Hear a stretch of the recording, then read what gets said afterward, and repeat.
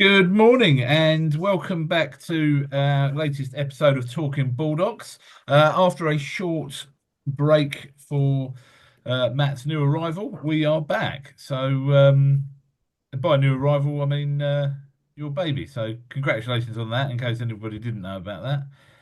And yeah, welcome back. Thank you. I'm Matt Baldock. Good, I knew that anyway. I'm Neil No, but Baldock. yeah, sorry, I got that. That's why we used to start. Yeah, you're Neil Baldock and I'm Matt Baldock. And yes, thank you. Yes, Grace and George Baldock was born on Boxing Day, so just getting back into trying to remember how to function on a little amount of sleep, but everything is good. Thank you. Good stuff. Good stuff. Um, So yeah, we're back for our first episode of the year, and obviously it is we're just at the start of February. January's flown by, and yeah, basically we've got 2 months left of the first quarter, and we want to talk about how people can make the most of it. Yeah, so I think I was having a chat with somebody yesterday, and I was saying like January has been the longest month and also gone in a flash. It's really weird. So everyone always thinks January seems to last forever, generally because the payday is about 5 weeks away. But like, I was meant to arrange to go and see somebody, and I'd said, oh yeah, we'll do it like end of January, start of February, and then yesterday I was like, I better sort that date out. And I thought, fucking hell, we're in February already. So for a Mm. lot of people, it seemed to whiz past, but. I think quarter 1 is so important for your business, for your sales or lettings to give you that really good start. By the same token, I don't think it all hinges on January. And so, what I mean by that is social media is a gift and a curse. The thing I love about social media over the last couple of years is agents can chat, can help each other, be so collaborative. But obviously, there is a lot of willy waving on there. So, if you go on social media, everybody's smashing it, everybody's having it off. Do you know- and you can kind of sit there thinking, oh God, I've missed the boat. January hasn't really taken off for me. My quarter 1 is doomed. So just really want to chat about that. So, on the one hand, I don't think there's any need to panic. I don't think not absolutely taking off in January. I don't. January is a big that big an issue. But by the same token, you can't sit here every single month going, "Oh, it's okay because I'll get going next month. I'll get going next month." At some point you have to push on. I mean, we trade in the mid market. I've pretty much done that for the last 23 years, and we never take off till about the end of January anyway, especially on the sales, because what you find is Christmas get. And I remember when I was employed, I'd be back at work sitting there thinking, why are the phones all going? And it's because people get back. Christmas is over. You've got to get the house sorted. The kids go back to school. You go back to work. You need that week of just readjustment because you've had that limbo period between Christmas and New Year where you've just been eating, after eights for breakfast and you don't really know what kind of day of the week it is. So I think January really, it's a long month in terms of the amount of days in it and weeks, but it's actually quite a short month in terms of the business opportunities. So yeah, that's a very long-winded way of saying don't panic if January hasn't gone amazingly, but that's not an excuse to not let February and March really set your year up. Yeah, definitely. And hopefully, those who have been listening to the podcast for a little while now will know that we recommended people didn't slow down their marketing and they didn't slow down their prospecting during December, which would have then set them up for some success in January. And also we recommended that you don't come into January and sort of rest on your laurels and sit there waiting for the market to pick up. So hopefully people have done that, and we found actually in our business we started quicker than we were expecting in terms of the number, not necessarily the number of instructions, but certainly the number of valuations we were doing. And I think that is a direct result of the activity we probably put in at the back end of last year. Um, but even if people haven't done that, then I guess yeah, the message is don't keep waiting. We should be pushing on all the time. Yeah, 100%. And also, I put a post out about this. If January hasn't gone the way you wanted it to, put a note in your diary or your calendar for the 1st of December, which says, I don't want another January 2025. Keep pushing with the marketing. And as Yeah, simple as that. yeah. You're right. I mean, we did double the amount of valuations in January 25 than we did in January 24, right? Because we kept going, as I mentioned before in the last one, we were still writing to people. We were still putting social media content out there. So, yeah, I mean, number one, no excuses. We're all adults here.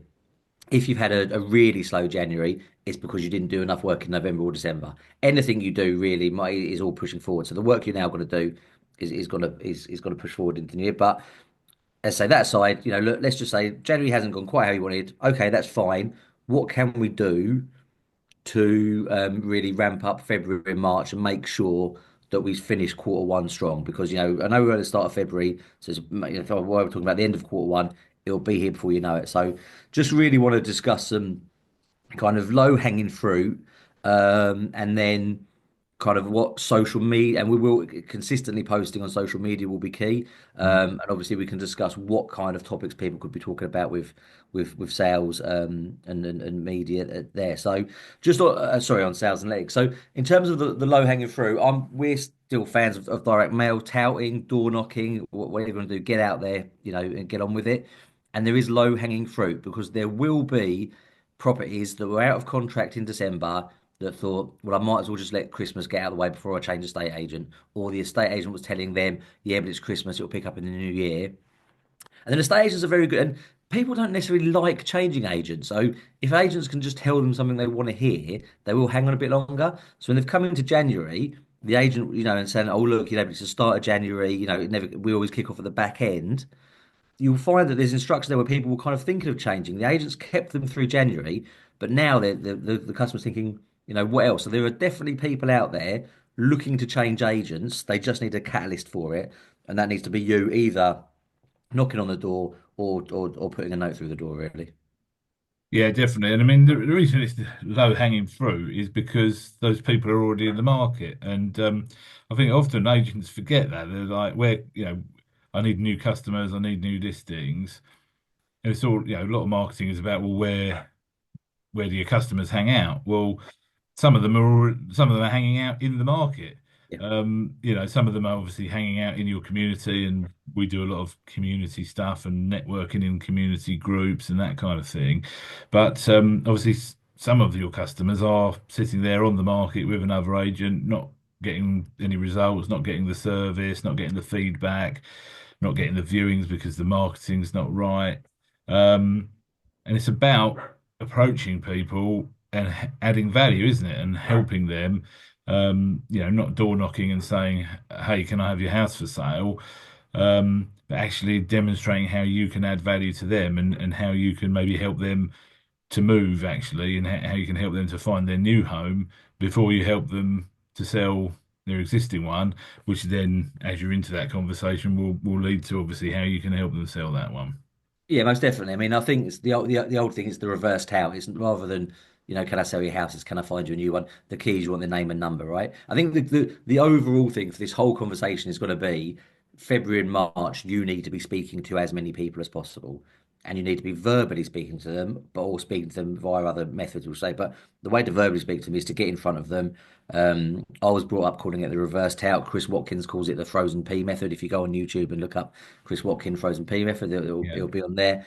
But yeah, I mean, as you say, there are people out there that literally have boards outside their houses saying, "I want to sell my house," and so you can, very easily, if you've got a software that will tell you how long it's been on the market. If you haven't, you just go on Rightmove, default to oldest listed, and it will show there anything. You should ideally know the contracts in your town or your city where you're trading, but the standard used to be 12 weeks. I know some of the corporates have got 20, but anything really that sometimes ones have been over 20 weeks, you kind of think, look, do I want something that's been on that long? Are they not willing to listen to advice? But I think that 12 to 18 week is really a bit of a sweet spot to try and get after. So Yeah, and the that's other bit, the thing to think about if anybody's thinking, oh, well, is it ethical and should I be touting other people's properties? Well, the reality is, if a property hasn't sold after, let's say, 12 weeks, and probably sooner, in fact, but if it hasn't sold after that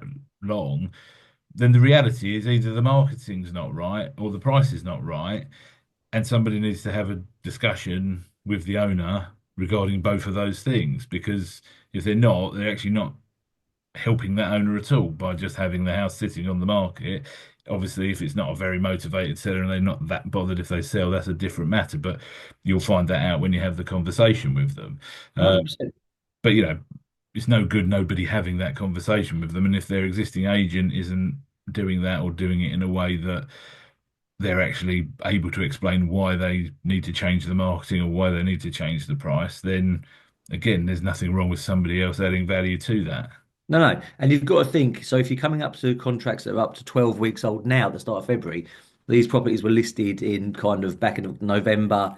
Some of them might have been listed in December. Um, they were times when some agents, sadly, would probably be more interested in listing a property to hit their target than they would have been if given the proper advice. So Yeah. you will have found the back end of the year some overpriced stuff come on because agents had their targets to hit. And so, yeah, you're entirely right. These people want to move. There is something in their life that is happening that they need to move out of that house and into another property. And they've engaged, and estate agents do it because the public perception is a lot of estate agents do the same and they'll all give you the right advice. If they've been on the market that long, they probably haven't. So get out there and try them and help them. So that's number one. And just to quickly touch on it, is it ethical point of view? If you're sitting there not earning any money, I'm not saying don't do any unethical things, but you haven't done anything to get it. So if you haven't tried it, don't sit there and piss and moan going, oh, there's no business. Don't knock something until you've tried it. And there are ethical ways of doing things. You're not going around there to pressure people. You're not going to lie to people. As you say, you're going there to help them move to the next chapter of their life. And people do need that. I think a quarter of our sales last year came from people that tried being on with another agent. So there is a big chunk of people that do need that service. Conversely, the other people you can actually go and write to are people that aren't on the market at the moment. So again, if you're sitting there a bit low on stock and properties to sell, I bet you haven't got a problem with buyers. There are buyers for everything. So let's get some on behalf of buyer campaigns going on. So find who are your best buyers. Who do you actually know is active in the market? Really, he's got to look. They've got their mortgage sorted out. They've got the conveyances in place, and they're keen to buy. Where do they want to live? Go out and look for properties that are not on the market yet, and see what you can get them. So if you're using a Spectre, a Sprift, a home search, these will have little things that can identify people more likely to sell. But I know some agents that will just go and knock an entire road and say, "We've got people looking to buy here. Are you considering selling?" So again, it can be letters, it can be. I personally have never door knocked a property not on the market. But we write to plenty of them saying, "We've got a family, they want to live in this area, want the local schools. If you're thinking about selling, can we have a conversation?" And that really does, bring quite good returns. Yeah, well, because people forget that ultimately everybody's in the market. Well, not everybody, of course, but a lot of people are in the market without knowing they're in the market. Um, for instance, I'm always saying, aren't I, if I could move and get a driveway, a garage, and perhaps one more bedroom, I would look at doing it. But I'm not desperate to do it. But if you came to me and presented me and said, Neil, I've got this house, and I've also got someone that would buy yours, do you want to make, if I can get you the mortgage, if I can make it all, if I can tick all your boxes and make it affordable, make it all work, would you move? Then my answer would probably be yes.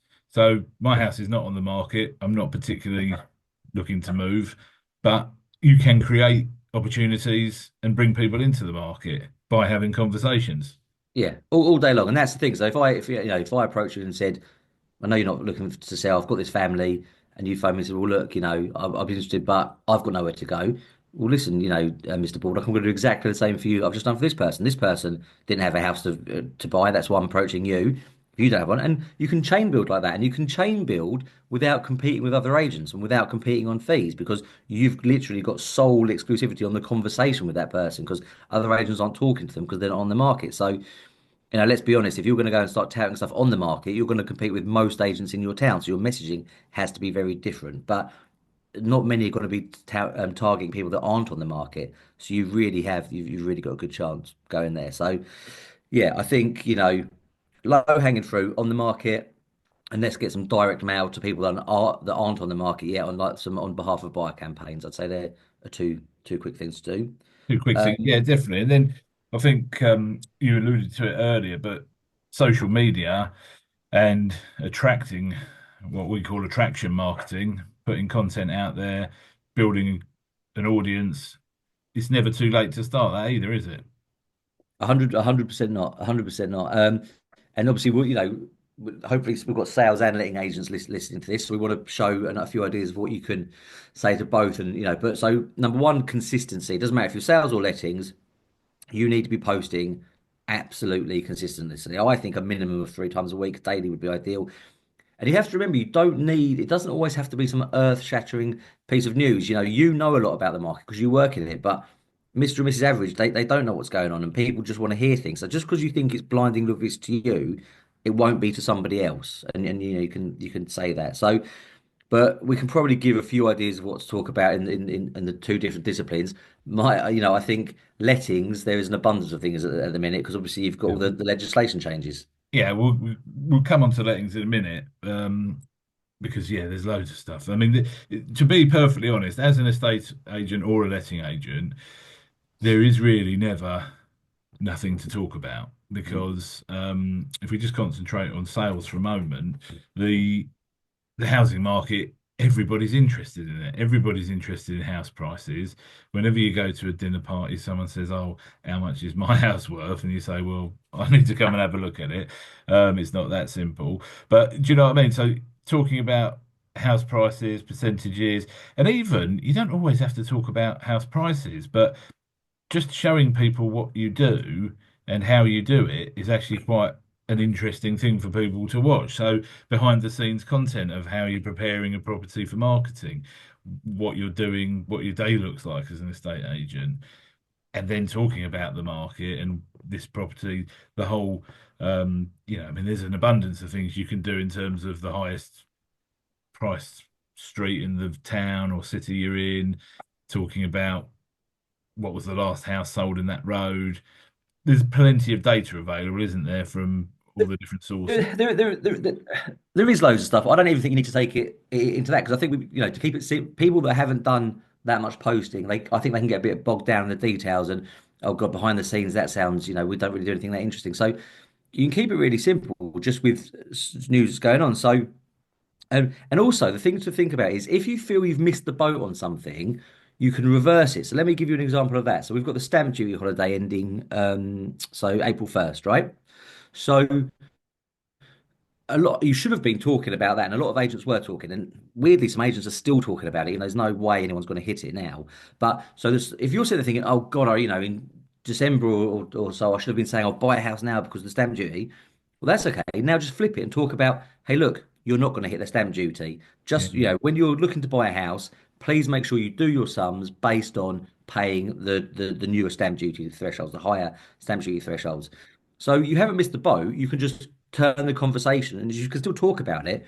And actually, you're going to stand out because, again, there'll be a lot of noise. I'm still seeing in my feed agents saying, buy this today, beat the stamp duty. Whereas if you're going, look, guys, I'll be honest, you're not going to beat the stamp duty. But, in reality, it's going to cost you an extra £2,000 to buy this house. In the last 7 years, 10 years, they've gone up by 15, 20, 30, 40, whatever they've gone up by. Mm. If you're buying a house to live in, that's going to be okay. You're going to stand out because you're going to be the agent that's telling the truth. It's really weird. I had this conversation with a customer the other day. They were saying, why don't anyone ever say when the markets are bad? Because if you think of just news in the world, it's always negative. You ever turn on BBC, ITV, no one ever says everything's good. It's all stuff negative. But in a state agency world, it's always a state agent saying everything's brilliant. So actually, and I'm not saying be negative, but just be realistic and truthful. If you can just put your hand up and go, look, actually, this isn't quite right.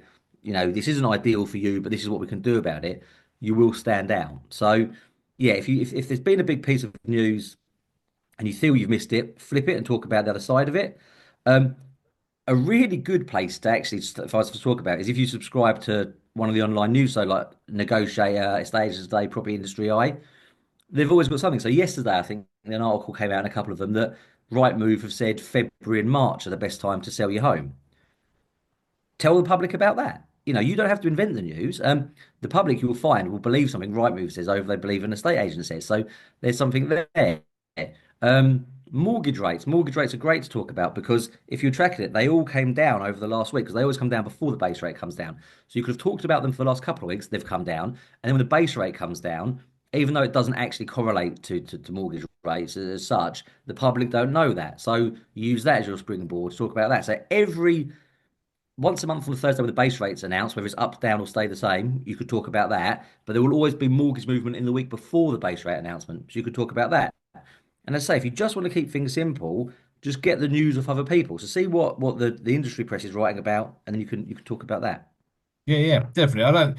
So I think there's never there's never nothing. There's never not something to talk about. There's just stuff everywhere that you can talk about, and everybody's interested in the housing market. And I think just going back to because I slightly disagree on the behind the scenes stuff.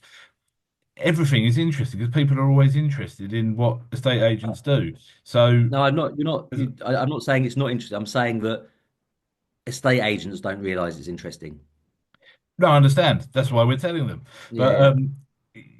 anything you're doing is interesting. So you can make content literally on anything. And if people want some ideas on that, they can give us a shout. And the other thing is, you can look at what your competition are doing as well. There's nothing wrong with doing that. I mean, any successful companies out there, success leaves clues is the saying, and there's nothing wrong with looking at what your competitors are doing and thinking, could I do that or do it better? And going back to Chris Watkin, he gave me some great advice many years ago when I used to say, well, so and so's just posted a video about that, and I don't really, I think they've beaten me to it. And as he said to me at the time, Neil, do you think BBC don't publish something just because ITV published it first? Of course they do, because you build your own following and different news outlets all run the same story. And some people choose to listen to that one and some people choose to listen to another one. Um, so yeah, I think there's never a shortage of things to speak about, and you shouldn't be worried if one of your competitors has already done it. Don't let that put you off. Um, Talking about lettings, I mean, yeah, there is, and again, an abundance of things to talk about at the minute, but particularly exceptionally topical at the minute is the Renters' Rights Bill because it's just gone through its second reading in the House of Lords just this week. And so, again, just the fact every time it moves through another stage of the parliamentary procedure is a great time to make some content on it. In fact, I've just emailed our whole landlord prospect database today about that because it's timely, it's topical, and it's something that people need to know about. So, and with lettings especially, I mean, we've always known there's 170 plus pieces of legislation. Now we've got the Renters' Rights Bill coming in with another 226 pages in the bill. Um, yeah, I mean, where do you pick whichever bit you want and start talking about it? Exactly. But again, it goes back to so again, if if you're, I mean, you love the legislation and all that kind of stuff, right? And really, if you've got a lettings company, you need to be up on it. But again, the lazy way to do it is any time it goes through like the second reading of Parliament, property industry, I negotiate estate agency today. Back to your point, actually, about different news outlets all say the same story. They all say about it. Mm. So literally, just by getting those in your inbox every day, there'll probably be something you can talk about there. So if you're like, oh, I'm not really up on where it is with Parliament, you can, I mean, you've got Google for God's sake, but you can just find out having it drip fed, into that. So it's nice and easy for you to work out what you want to talk about. Yeah, definitely. And I think the thing with lettings where it's quite different to the sales market is, of course, it's not certainly we've never found it's particularly fruitful to be touting lettings properties because generally they'll be let very quickly and there's not much of an opportunity to sort of take it off another agent at that point in time. Obviously, if something's been on the market for a very long time, then you can speak to the landlord, but it's highly likely that there's a reason that property isn't letting, be it overpriced or the quality of it, etc. So touting lettings properties is a tough gig, but you can educate other people's clients where they're not educating them. So imagine you do phone every lettings property on the market and you met or you find their details through the land registry and you get hold of those landlords, they might say, well, look, I'm sorry, they've already let that. You can go, no problems, but did you know about the Renters' Rights Bill? Has your agent told you about that? And do you know sort of like all the consequences that are coming up of these different things? Oh, well, no, they haven't mentioned it to me. Oh, okay, well, look, let me just spend 5, 10 minutes with you explaining the amount of value you are adding to that landlord. They may well turn around and say, do you know what? I didn't know about any of this, and I've been working with this agent for 5, 6 years, and they've never told me any of this. Um, Look, I've got another property coming up. I'm going to give you a shout about it. You just don't know what's going to come out of those conversations. So just adding value all the time is what it's about. Yeah, and there's a couple of times I was with one of our um, property partners yesterday, just doing some training. They're kind of a new start, a cold start. We were talking about this, and I was saying, if I could get you 100 landlords or 100 sellers or 100 people that owned houses in a room, would you want to talk? If I could get them to talk to you one after the other, would you want to talk to them? Yeah, of course, I'd like that. Well, that's what social media is. So, and Yeah. I think it was Josh Rayner that told us that years ago. You know, you can have people always say we want to have as many conversations as possible. Well, you can have conversations in one go with a whole group of people. So, and if you don't want to, I still think video is the best way forward. But if you want to start, we're quite comfortable on video now, but we started just posting text. I think with an image, and again with a chat GPT now, it can make you a nice image to go with it if you can't find anything. But just get yourself comfortable posting. So post really, really consistently. If it has to be text and an image, fine, and then you can build your way up to video. But just get used to posting. And the other bit I just wanted to cover on that was you mentioned you've just sent that email out as well. And that's the thing, sellers, landlords, they need so many touch points. They need to, it's that know, like, and trust thing. For instance,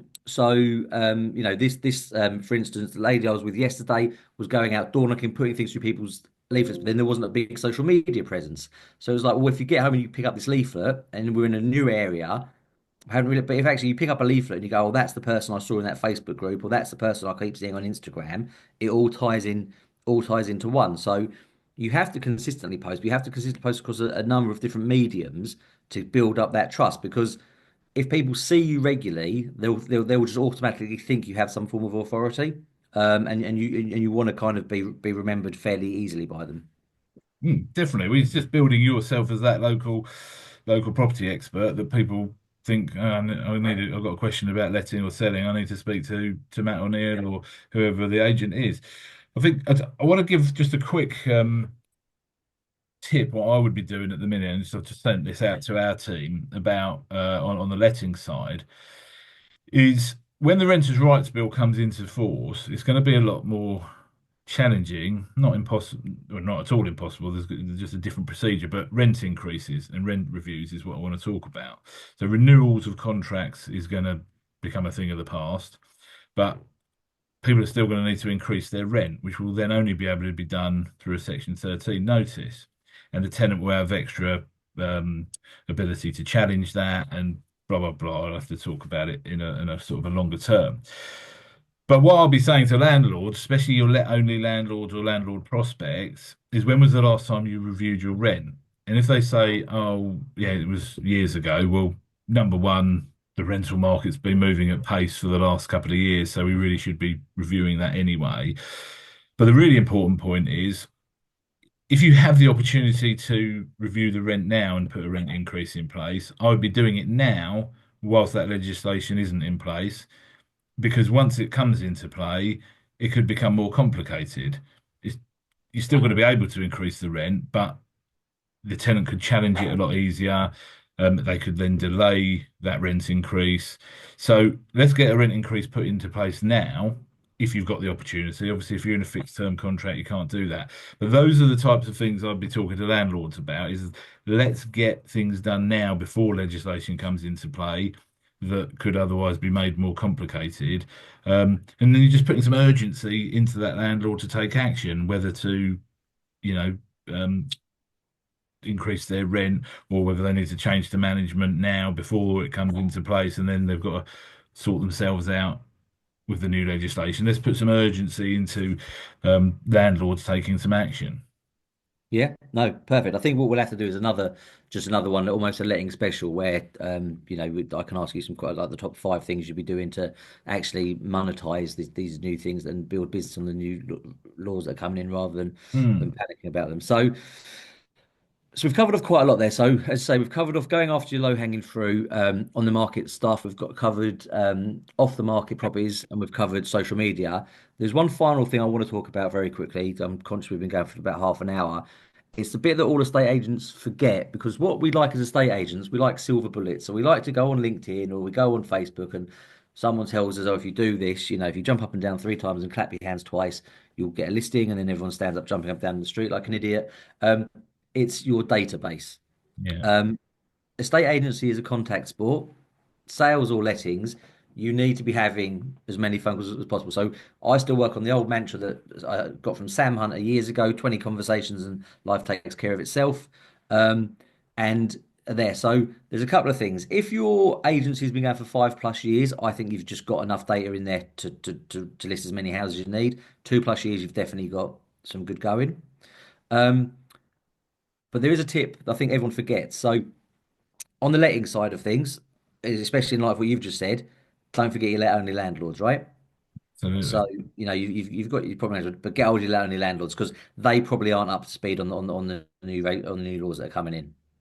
So they want that. But in terms of the sales, what we tend to find is when you sell a property, well, I reckon about 50% of agents keep in touch with the person that bought that property from them, be that sending them a card, an email, or phoning them. But Mm. a lot of the time they don't even get in touch. Then even less get in touch with the actual people that sold the property and paid them their commission. It's weird. We really look after the buyers because we want that resale, but your seller has still bought a house, and if they bought one locally, they trusted you to sell that one, so they would probably trust you to sell that one. Coupled with the fact that their estate agent they bought from probably isn't talking to them anymore. Stephen Brown talks about going into witness protection. Estate agents just don't speak to them. But the one I find that nobody thinks about is actually phoning past viewers.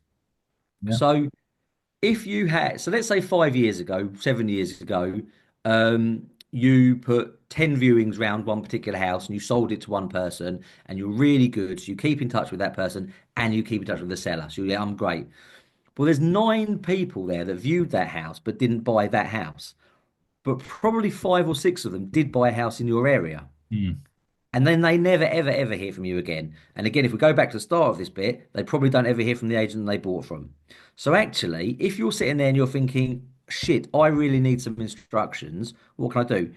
Go back through your viewing database from the past X amount of years. Hey, Mr. Smith, Matt from Charles David Casson. We dealt with you a few years ago. Just one, did you actually ever buy in Chelmsford? Yeah, I got this. Okay, great. And then just start the conversation.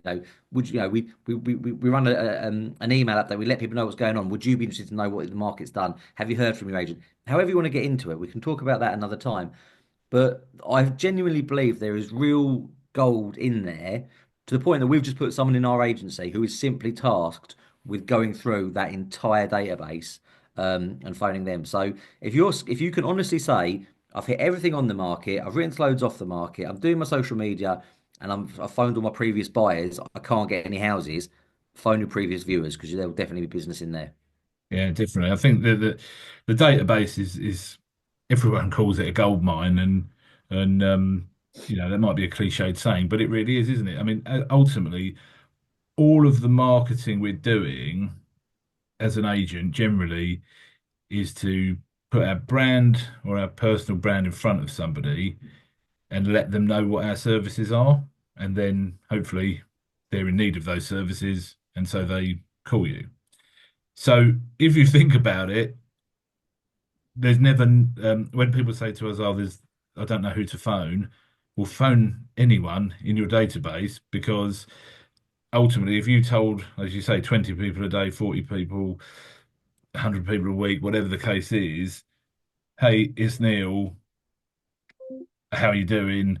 And just remind them I'm an estate agent in Chelmsford and I can help them with anything to do with property.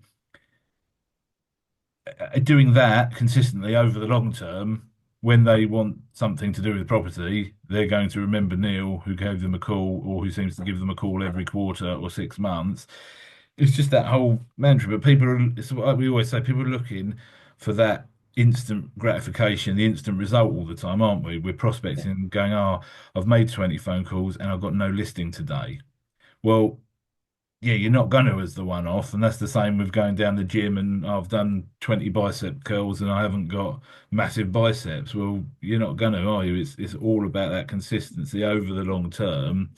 And if you just keep reminding people who you are by having conversations with them, you've got a much better chance of getting business out of them when the time is right for them.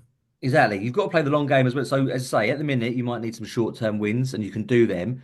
But life is exhausting if you're constantly chasing money. So, what you want to Yeah. be doing at the minute, you want to be doing both. So, yes, go and get those short-term listings that you need, but also be playing the long game because I guarantee next January, the January after, as long as you're an agent, you're never going to sit there and go, "I've got too many houses to sell," or "I've sold No. too many houses this month." You're always going to need more. So, while you're chasing the doing the short-term work at the minute, make sure you're still building the long game so you remember how it feels today to be worried about your business and say to yourself, I do not want to feel like this next year and commit to that. Yeah, I think that's actually a really key point what you just made there. Is you almost have to have them both running in tandem. Yeah, You're going after instant wins as well, but don't spend all your time on that. You've got to lay these foundations over the long term. So yeah, I think that is a really key point. Um, Good. Well, I think we covered a lot there, haven't we?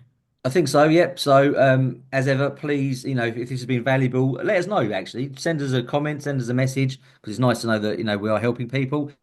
But if you can like and subscribe, wherever you're watching. Um, I thought of something really. I'm Matt Baldock. Neil Baldock. And that was Talking Baldocks.